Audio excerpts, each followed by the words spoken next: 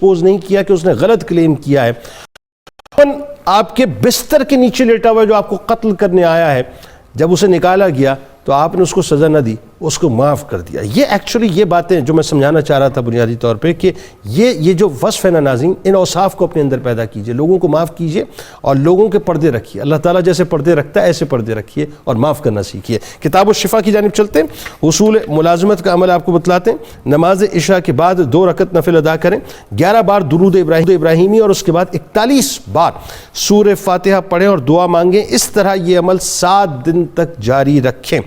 حضرت سیدنا غلام محی الدین المعروف بابو جی سرکار رحمۃ اللہ علیہ کا قول مبارک ہے کہ جو شخص دنیا سے بے رغبتی کا اظہار کرتا ہے اور اپنی زندگی کا مقصد احکام الہی کی تکمیل بنا لیتا ہے، پس اللہ تعالیٰ اسے راہ ہدایت پر چلا دیتا ہے. روزنامہ 92 نیوز میں آج مضمون ضرور پڑھیے گا. حضرت سید غلام محی الدین المعروف بابو جی سرکار رحمۃ اللہ علیہ کے حوالے سے. ٹویٹر پہ میں ضرور فالو کیجیے گا، فیس بک پیج کو لائک کیجیے گا، یوٹیوب چینل کو سبسکرائب کیجیے گا، بیل آئیکن کو ضرور کلک کر دیجیے گا. آپ وہاں موجود ہیں، ہم یہاں موجود ہیں، مل کے نعرہ لگاتے.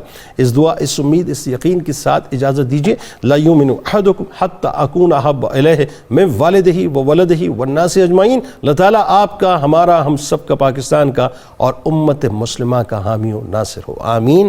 پاکستان کا مطلب کیا؟ لا الہ الا اللہ محمد رسول اللہ صلی اللہ علیہ وآلہ وسلم.